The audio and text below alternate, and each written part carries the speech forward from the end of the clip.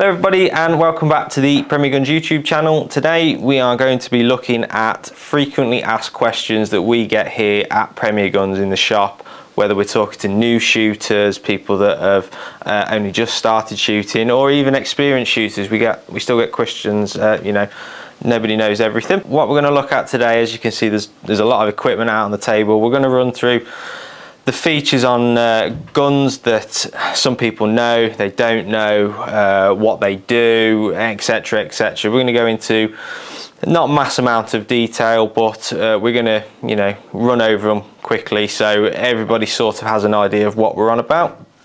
So as you can see, two guns on the table. DT11L, beautiful gun. 525 Silver Autumn, again a beautiful gun, limited edition. So the first thing we're going to say is what is a sporter and what is a game gun. So game guns, basically they are a little bit lighter than a sporter because your game shooter tends to be in a field, they tend to be on a peg, they tend to even be switching guns if they're shooting double gunning, and obviously you don't want a big heavy lump to be carrying around that field. Obviously some people do, that's fine. Traditionally they are kept quite light, so the way they do that, there's a little less wood in the back of the stock, and that helps lighten the gun up a little bit. The ribs tend to be narrower, so instead of having a 8mm to 10mm rib, you'll have a 6mm rib, so you're losing over 30 inches, you're losing, you know, 3mm. That's quite a lot of weight at the end of the day. Game guns tend to be quite barrel heavy. This is because they traditionally tend to be non-ventilated, because when you're doing 100 sporting, you're shooting very, very quickly.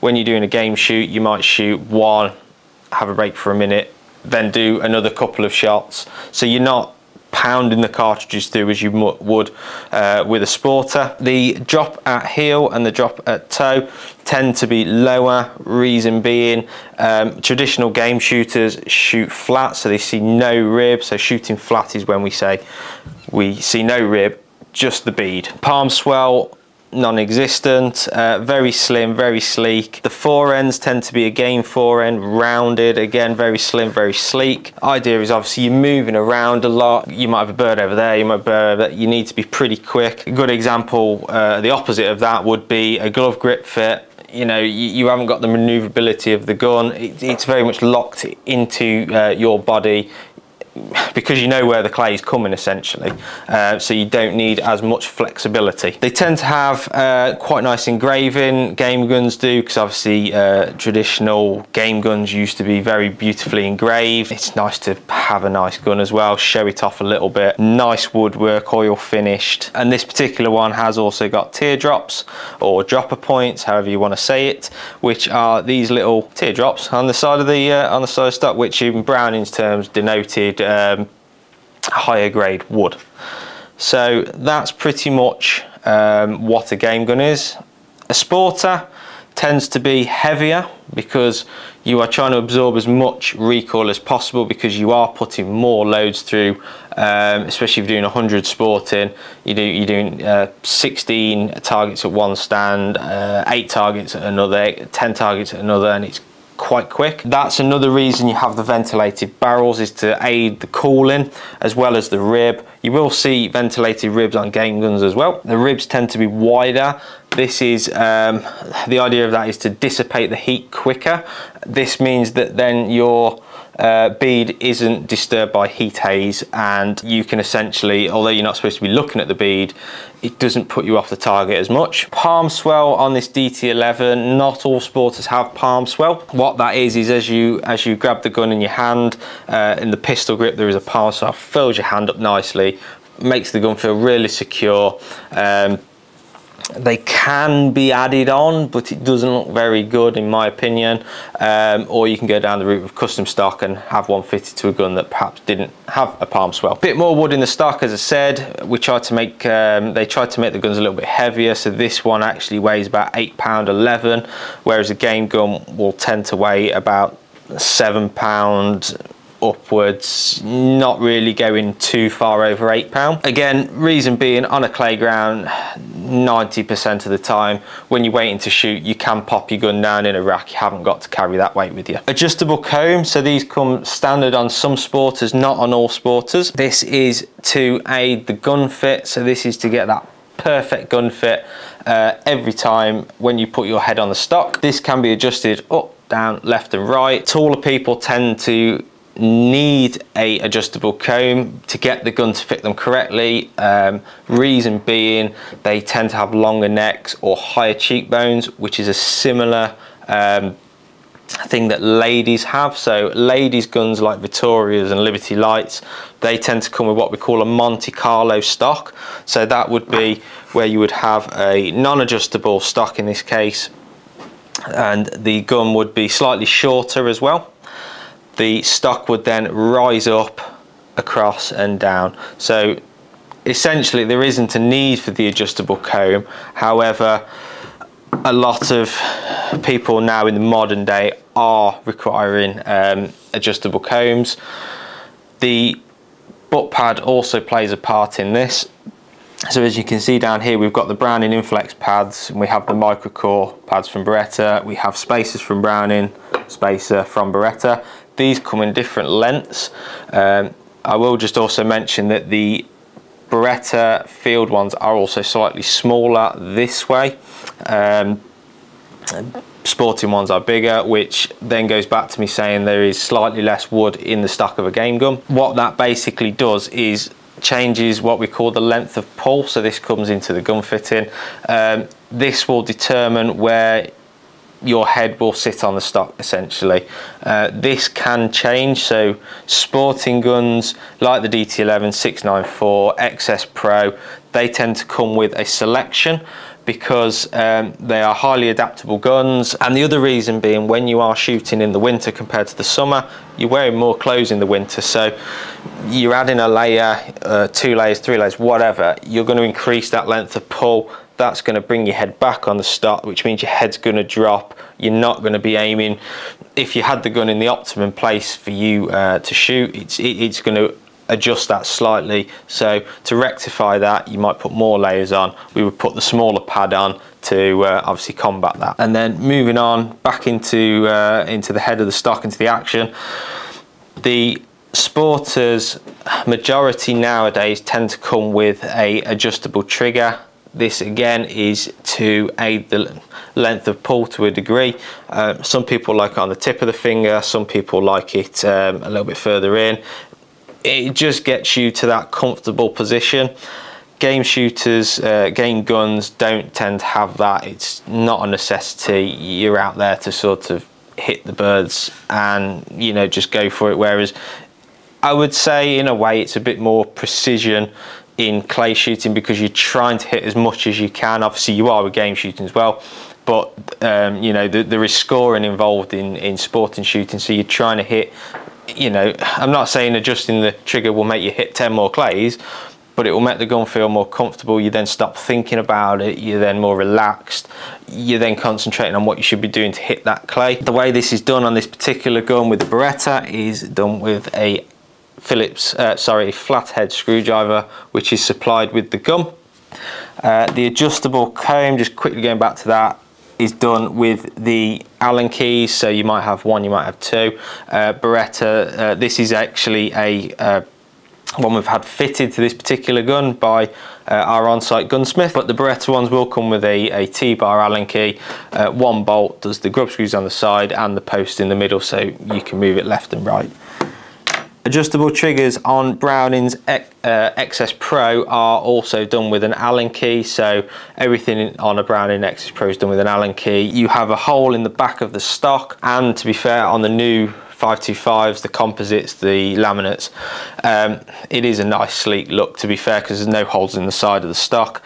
The hole is in the back, one bolt straight through the stock, that then loosens up what pinches the post. That will then allow the gun to move, the comb, sorry, to move left, right, up and down. And to be fair to Browning, because their posts go down, there is a little bit more movement than what you get in Berettas. Berettas, you would have to replace the post for taller posts if you needed that extra height. Moving back onto the stock very quickly, we also get into weights. So majority of sporters like your XS Pro, your DT11, 694, Blazers, they will come with stock weights. Now again, this is mainly for sporting guns. However, we do balance game guns as well. It does transform the feeling of the gun. This is done with these. So this is actually a Browning set of weights. This is the Beretta set of weights, and it basically does what it says. We put more weight in the back. We then, what we would mainly look for in a sporting gun is the balance on the hinge pin. So this particular one is pretty much perfectly balanced, a touch stock heavy, but what you also have to remember with this is if you are balancing your own gun, remember the pad adds weight to the gun as well. It's not going to have to add a huge amount of weight, but it will add a little bit. So if you do want it perfect on the hinge pin, what I tend to do is just get a piece of electrical tape, or perhaps just screw in a couple of little turns, push the butt up against the stock, and then check the balance then. But yeah, that will balance the gun. You can balance it stock heavy, you can balance it barrel heavy, whichever way you prefer. Experiment, see how you get on. Like I say, game guns tend to be barrel heavy because obviously there is more metal in the gun, as in you've got non-ventilated barrels. Yes, you lose a bit of metal on the rib being slightly narrow, but not enough to make it perfectly balanced. However, there are guns out there that you will pick up and you'll just think, wow, this is perfectly balanced off the shelf. But that can be down to the density of the wood as well. So we've covered the stocks, the adjustable stocks, the non-adjustable stocks. We can get sporters with non-adjustable stocks. As I said, this one did start as a non-adjustable, now has become an adjustable. We've looked at the length of pull, the recoil pads, so this would be part of the gun fitting service that we would offer and potentially other shops would offer. We've looked at adjustable triggers. This particular one, so the DT11, everybody knows, DT standing for detachable trigger. This is mainly found on high-end competition guns, although we have the Pro 12 now. And what this essentially is if I was shooting a competition and I'm going to have an issue with the gun, my issue is going to be in the trigger unit.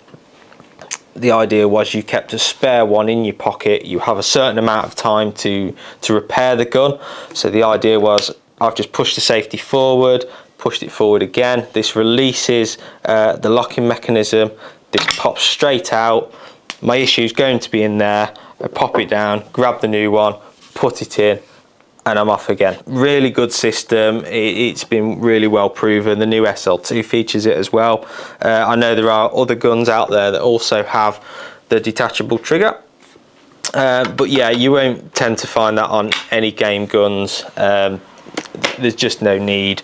I know majority of game shooters tend to take two guns anyway, so if the first one does fail for whatever reason, they've got a backup. So we've looked at the back of the gun, the actions, not really much difference. So if we had a 525 game gun and a 525 sporter, there isn't a whole lot of difference. You might find that the sporter's plain, not engraved for that sporting look, whereas the game guns tend to be engraved with a bit of something. This particular one's got silver inlaid birds. They did do a 525 where you had engraving as well, which was the predecessor to the most current one. Silver pigeons, they all tend to be engraved, although I have had people ask for plain action ones. There are 686Es out there which are quite plain, 682s quite plain. A personal preference a little bit, but sporters tend to be focused more on it's a tool to do a job. We're trying to, we're not worried about the fancy engraving, etc. Fore ends, so as I mentioned on this particular one, it's quite thin. It's a rounded or a London style fore end. We've got a couple of other examples here. So the particular one on this DT11 is a beaver tail. These are becoming more and more popular. They're a lot wider. They fill your palm up. They feel really nice. You've got the finger groove as well, so when you have got your fingers sticking out, which I know a lot of people like to do, you've got somewhere for that to sit. They are very comfortable, and like I say, we are seeing a lot more people, or manufacturers as well, putting these on guns. MK38 grade 5s, grade 1s, they are a big one for us here at Premier Guns. We sell a lot of those beaver tails for those guns. Other forends that you will find on guns are schnabels. So this is actually a DT11 one as well. So you've got, or a tulip as some people would call it, so you've got the flare at the end. Some people like them, some people don't. I don't particularly mind. It's all personal preference. It's not going to make you shoot any better. It's all personal preference. So if we wanted to, we could put this forend on this gun and vice versa. But yeah, it's not going to, I wouldn't say it's going to improve your shooting. It might make you feel better if you've got the forend that you want, but yeah, that's pretty much it with the forends. It's just personal preference. And then finally, this is one off a 692. This is a similar one you will find to us on a 694 as well. So this is just a rounded forend. So it's a bit of, it's like the size of a beaver tail, but it hasn't got the width of it, and it's rounded at the end. It's just a nice, comfortable forend. Again, not going to make you shoot any better, personal preference. As I say, you can swap forends on guns, but if you're new to shooting, I wouldn't be too worried. I would just get out there, have some fun with the gun, and then if you then start to take it a bit more seriously, then you start looking, in my opinion, at, you know, perhaps putting a beaver tail on, etc, etc. So the final thing we're going to look at are the chokes. Now this is one we get asked a lot about as well.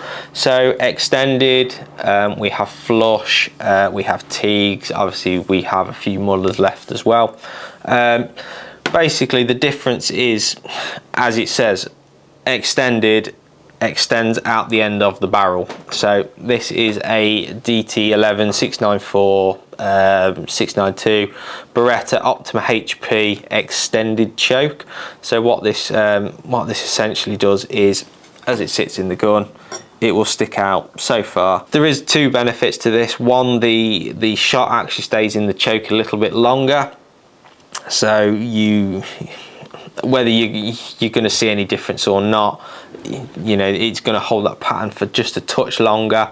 But the big reason is, and I believe this is one of the main features of the extended choke, is the fact that you can change them stand to stand with your fingers rather than using the choke keys, which we have here. This is a standard Beretta T-bar choke key, and this is Browning's T-bar choke key. Both fantastic choke keys, probably some of the best on the market.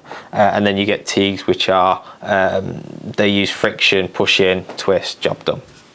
But yeah, the idea was that, or the idea I believe is that these were able to be changed stand to stand nice and easily. So if you see something that's perhaps 20 yards away, you might use your quarter choke or your skeet choke, whatever, and then on the same target you might have, if they're really horrible, they might put a 60-yard crosser or something, so you would then shoot your skeet, quarter, whatever for the close target, and the tighter choke for the further target. Then the next stand you might go on, you might have two close targets at 20-30 yards, so you might want to take that 3/4 back down to another quarter or a half or a 3/8, whatever. So it's basically you know, to change as you go stand to stand, change that choke nice and easily. Whereas the flush fitting ones, you'll see that game guns traditionally come with flush fitting guns. Again, it's a traditional look. You don't have some horrible, as some game shooters might think, blue extended choke or orange extended chokes on a you know, very prestigious game shoot. Some people don't mind it, other people, we do know, turn the nose up at extended chokes a little bit, but each to their own with that one. But yeah, flush choke, it is basically exactly the same choke, it's just not extended. So if I hold it something like that, that's your differences, you know. So, and with Browning you get pure orange with the XS Pro, XS Pro choke, but you do get XF on the choke itself to identify what choke it is. You might have IM, M, etc, etc to denote the chokes. With Beretta it's blue, red, it's gold, green, black and silver for full. But yeah, and then That one there is a flush fitting Invector Plus choke. So again, the most current, up-to-date choking system that they use on their Browning 525s. DSs are different chokes. One more thing to mention on chokes is that we look at the two different chokes. So this is what we call Optima HP. This is what we call Invector Plus. Please check what chokes go in your gum. Berettas, you can go on to the GMK website, put your serial number in, and it will actually tell you whether it's Optima HP, Mobile, to a specific date. Guns after that date, backwards, you may have to ring up a gun shop, send them some pictures. They will happily tell you what chokes you have for your gun.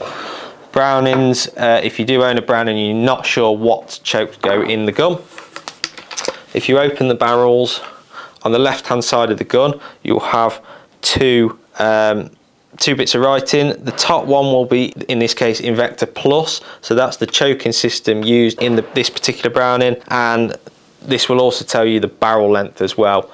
So this is 32.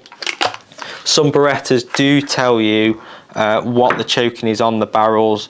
They will all tell you what the barrel length is. Again, this will be stamped on the left hand side of the barrel, on the chamber, sorry, of the barrel. So in this particular case, this is a 12 gauge 3-inch 76 millimeters, so 3-inch cartridges this chamber is, 32-inch barrel. So if you ever need to know any of that information about your gun, it is there. You can put Invector Plus chokes in Invector Plus guns. So this particular choke, even though it's for an XS Pro, will fit this gun. This is the standard choke that will fit this gun. You can then go into Teague Invector Pluses, etc, etc. With Berettas, Optima HP, so this would fit a Silver Pigeon 1 with Optima HP choking that would come normally with the flush chokes. So that there is a degree of, you can change the chokes for different ones, as in extended, non-extended, but I couldn't put this into a Beretta that had Optima chokes because the thread pattern and the position will be different. So it may not sit flush in the barrel. It may stick out too far. There may be a gap between the barrel and where the choke should actually sit. That will cause huge damage if you shoot the gun with the wrong choking. You risk blowing the end of the barrel. You risk the choke flying out. You risk serious injury. So if you are in any doubt about your chokes, please speak to anybody you know, competent in the gun world. You know, Premier Guns, you've got other gun shops out there, they will happily help you out. Nobody's going to want to see you destroy a gun or, worst case, hurt yourself. So yeah, please ask the questions if you need to. Don't be afraid on that. So last one on chokes, I will just run through the chokes. So we have two ways of looking at chokes. So we have the quarter, half, 3/4 full, and then we also have the what we would say cylinder, skeet, improved cylinder, etc, etc. So I'll talk slow on this bit. If you need to go back and write this down, this might be something worth noting if you do struggle with your chokes and what identifies to what. So cylinder tends to be the bore size of the gun. So in this particular case, 18.6 on the Beretta. So cylinder is just cylinder, there is no restriction. Then we would step up to skeet, which is slightly tighter.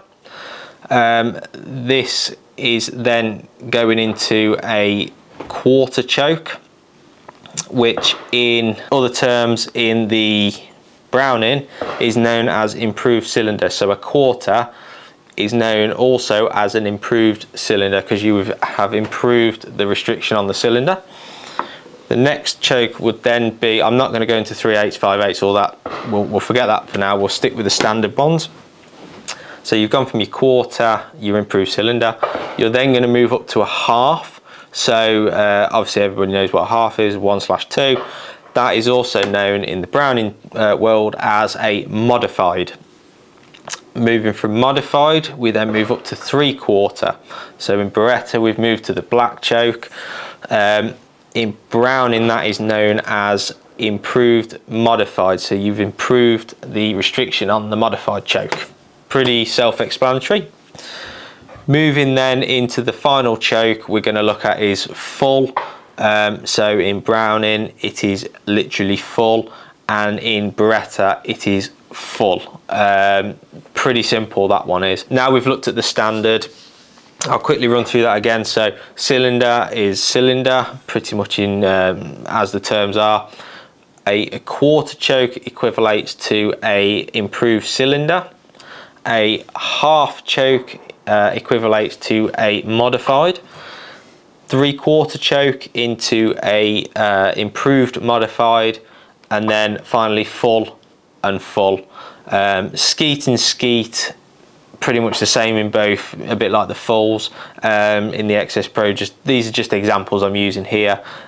Skeet and skeet in Beretta and Browning are pretty much known as the same thing. So yeah, as beginners, I wouldn't particularly worry about 3/8, 5/8, 7/8. I would stick to your standard chokes.